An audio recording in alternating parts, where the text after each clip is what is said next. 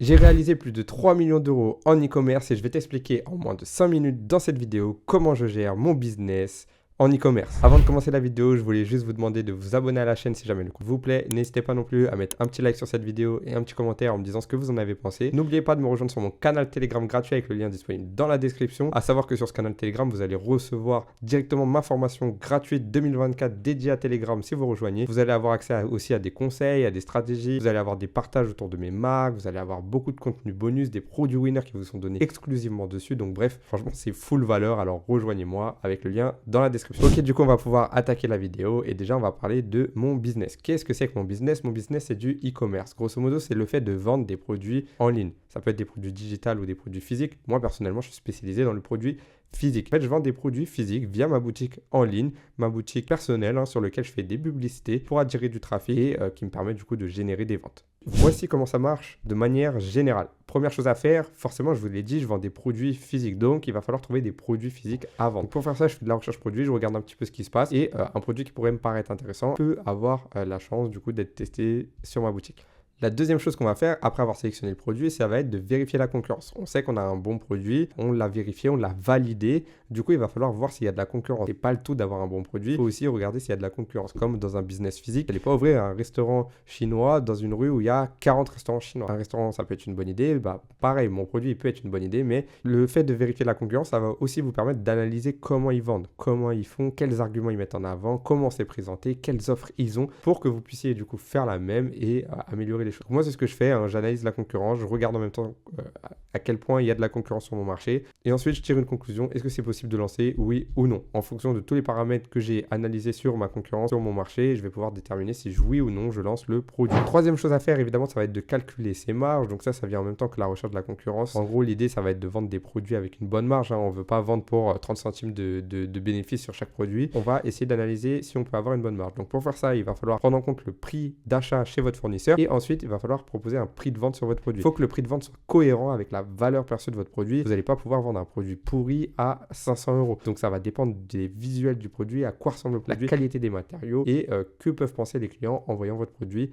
Quatrième chose à faire, ça va être de créer des publicités. Maintenant qu'on a notre site, notre recherche concurrentielle, qu'on a notre produit qui a été validé, le marché qui a été validé et qu'on a vérifié qu'on avait une bonne marge, du coup, il va falloir faire vos publicités en ligne. Donc, dans notre business, on va pouvoir faire plusieurs choses. Quand vous avez des publicités qui tournent via des concurrents, vous allez pouvoir reprendre les créatifs des concurrents, faire un petit montage, c'est-à-dire modifier un peu tout ce que vous avez trouvé de tous vos concurrents, de différents fournisseurs, etc. Parce qu'il y a certains fournisseurs qui peuvent vous envoyer des vidéos, qui peuvent avoir des vidéos. Du coup, ça va être de faire un petit medley de tout ça, c'est-à-dire modifier un peu le tout, changer les plans, changer les angles, changer le début de la vidéo, changer la musique, changer les textes, etc. Faire vos propres vidéos et du coup avoir des vidéos complètement unique. Donc voilà ce qu'on doit faire et ça aussi c'est une étape qui est hyper importante parce que les publicités c'est la première chose que la personne qui peut être intéressée par votre produit va voir. Donc il faut que ce soit impactant et il faut que ça donne envie d'acheter. Cinquième chose, du coup il va falloir faire testing. Là on arrive au moment où on a du coup notre produit, notre site, le marché qui est validé, la bonne marge, les publicités. Du coup il faut tester le produit. Donc moi ce que je commence à faire généralement quand je fais un testing pour un produit, c'est que je lance des publicités sur Facebook Ads, TikTok Ads.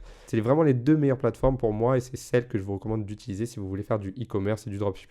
Personnellement, j'ai une petite préférence quand même pour Facebook Ads, mais les deux se valent très bien.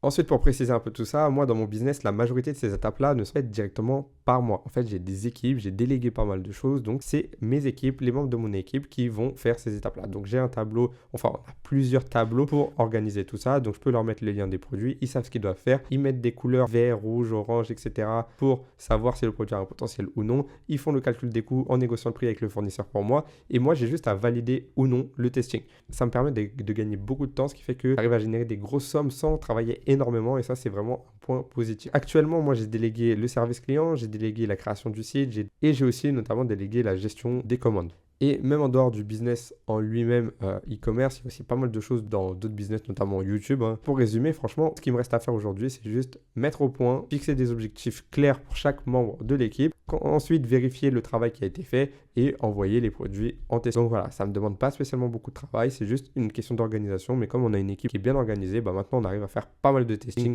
de manière efficace. Donc pour vous résumer un peu la vidéo, si je dois vous faire un peu un planning d'une journée type, ça va être ça. Première chose que je fais, ça va être de vérifier mon planning du jour pour voir un peu ce que je dois faire sur la journée. Moi, j'organise tout le temps mes journées, donc tout est préparé à l'avance. Deuxième chose, ça va être d'analyser les résultats de la veille pour optimiser. Donc ça, c'est encore moi qui le fais. Je regarde un peu ce qu'on doit faire pour optimiser tous les résultats publicitaires et du coup, je fais ces optimisations.